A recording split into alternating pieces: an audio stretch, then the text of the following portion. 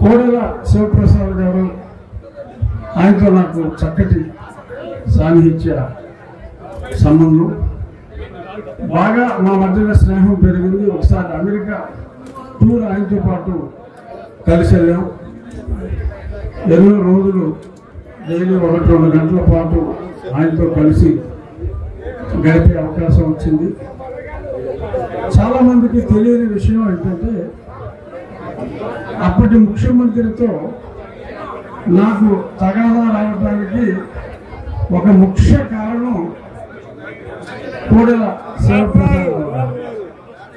వారి మీద సంస్కారహీనంగా కొద్దిమంది నాయకులు అవాకులు చవాకులు తేలుతూ ఉంటే, నేను అప్పుడు కొత్తగా ఎంపీగా ఎన్నికై అప్పుడు నేనున్న పార్టీ వాళ్ళని మందలించి, ఆయన ఎంతో ఆలోచన గల వ్యక్తి, కేవలం చిల్లర రాజకీయాల కోసం ఒక మహానుభావుడి గురించి, ఒక మంచి వ్యక్తి గురించి చెత్త మాట్లాడొద్దు అని చెప్పి నేను ఫస్ట్లో ఎన్టీవీలో, తర్వాత ఏపీ 24 అని ఉండేటప్పుడు అందులో చాలా స్పష్టంగా మాట్లాడితే, అది మొట్టమొదటి కారణం అప్పటి ముఖ్యమంత్రికి నాకు మధ్య కొంత గ్యాప్ స్టార్ట్ అవడానికి.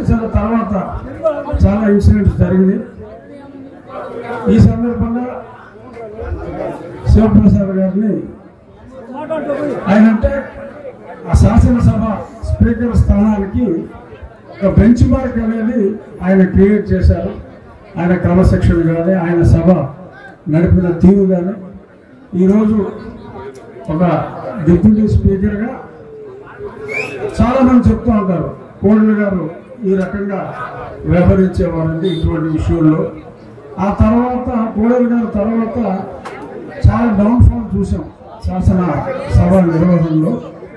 తిరిగి మళ్ళీ కూటమి ప్రభుత్వం వచ్చిన తర్వాత మళ్ళీ కోడెల గారు లాగా తిరిగి సభా నిర్వహణలో చక్కటి ప్రమాణాలు, కోడెల గారి స్ఫూర్తితో మేము కూడా కంటిన్యూ చేస్తున్నాం.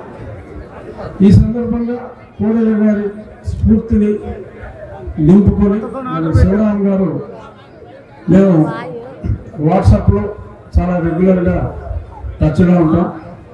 ఆయన చేస్తున్న తండ్రి గారి పేరు ప్రతిష్టలు పునరుద్ధరించేలా ఆయన ఎన్నో కార్యక్రమాలు, అవన్నీ కూడా రెగ్యులర్గా ఈయన వాట్సాప్ ఛానల్లో నేను వన్ ఆఫ్ ది మెంబర్ని, చాలా రెగ్యులర్గా ఫాలో అవుతూ ఉంటాను.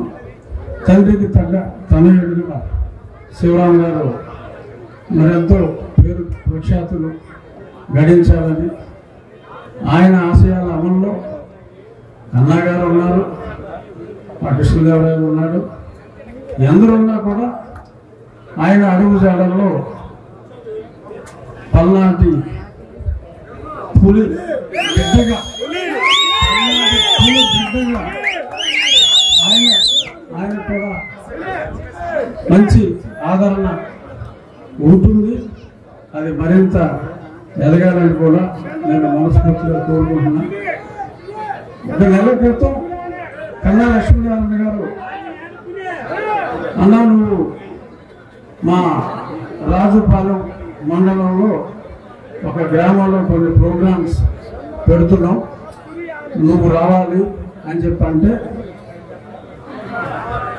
మీరు చెప్తే అది నాకు శిరోధారం సార్, మీరే చెప్పండి డేటు అని 1-2 డేట్లు అనుకుని ఆయన చెప్పిన కార్యక్రమానికి రావడం జరిగింది. 3 రోజుల క్రితం ఇంకేయో కొన్ని కార్యక్రమాలు ఉన్నాయంటే ఆయనకు ఫోన్ చేసి అడిగా, గురుగారు ఏమన్నా చిన్న అడ్జస్ట్మెంట్ ఛాన్స్ ఉంటుందా అంటే ఛాన్స్ లేదన్నారు. మరో మాట మాట్లాడారు, మీరు ఏది చెప్తే అదే ఆర్డర్ సార్, ఊరికి పరిశీలిద్దామని అడిగానని చెప్పారు. ఎందుకంటే కన్నగారు లాంటి వ్యక్తిత్వం గల వ్యక్తుల్ని చాలా అరుదుగా చూస్తాం. ఎవరికైనా కష్టం వచ్చిందంటే, కష్టం వచ్చినోడికి ఎంత బాధ ఉంటుందో నాకు తెలియదు, కానీ ఈయన గుంజుకుపోయే వ్యక్తి. అటువంటి సున్నిత స్వభావం, భక్తులు, నేను కన్నగారు కొన్ని దేవాలయాలు కూడా కలిసి దర్శించాం. ఆయన నిబద్ధత, ప్రజలతో మరి ఆయన మాట్లాడే తీరు మాలాంటి అఫ్కోర్స్ నేను ఏదో కుర్రోళ్ళ కనపడతాను, లేదు అంత కుర్రోళ్ళు కృష్ణదేవరాయలు లాంటి కుర్రోళ్ళకి డెఫినెట్గా ఆచరణీయం. కన్నా గారి ధైర్యం కానీ, కన్నా గారి సహాయపడే తత్వం కానీ డెఫినెట్గా యువకులు రాజకీయాల్లోకి వచ్చేవాళ్ళు. అందుకనే మరి ఆయన పదకొరపాల్లో గెలిచారు, గుంటూరులో గెలిచారు, ఇక్కడ గెలిచారు, ఎక్కడ ఇది ఇక్కడ సత్యనపల్లి కాదు. అదే అదే ఎక్కడ వేసినా కూడా కన్నా గారు ఆయన ప్రజల మనన చూరగొన్నారు కాబట్టి ప్రాంతాలకు అతీతంగా కూడా ఆయనకు ఒక వర్గం, కన్నా గారి వర్గం. అలాగే అరుదుగా ఒక నాయకుడికి ఆయన్ని అభిమానించే కన్నా వర్గం అనేది నేను ఒక రాజకీయ నాయకుడిగా, ముఖ్యమంత్రి ఓకే చంద్రబాబు నాయుడు గారు ఎవరో వర్గం అర్థం కాదు, కన్నా గారి వర్గం అనేది నేను ఈ ప్రాంతంలో చూసి నాయకుడు అంటే కన్నా గారిలాగా ఉండాలరా ప్రజల్లో అని నేను ఆయన పరిచయం అయినప్పుడు నాకు రాజకీయాలు అసలు సంబంధం లేదు. అసలు రాజకీయాలు అన్న దాంట్లో కాలు పెడతానని కూడా నేను కల్లో కూడా అనుకోలే.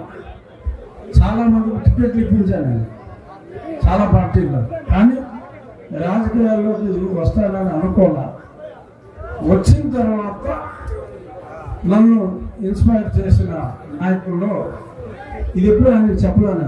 ఇలా పంచుకునే 10 మందితో పంచుకునే అవకాశం వచ్చింది కాబట్టి చెప్తున్నా. నాకు స్ఫూర్తినిచ్చిన నాయకుల్లో గ్రాస్ రూట్ లెవెల్లో కన్నా గారు ఒకరు అని చెప్పడానికి నేను ఎంతో గర్వపడుతున్నా.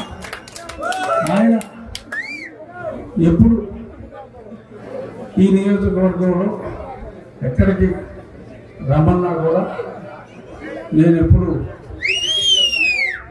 రెడీ. ఇప్పుడే చెప్పారు వస్తామంటే సడన్గా డౌన్లోకి వచ్చి మళ్ళీ పైకి లేసాం. అక్కడ బ్రిడ్జ్ కడతానంటే కృష్ణదేవరాయలు గారు ఎస్ అన్నారు కాబట్టి ఆ బ్రిడ్జ్ ఓపెనింగ్కి కన్నా గారు ఆదేశిస్తే మళ్ళీ అందరితో కలిసి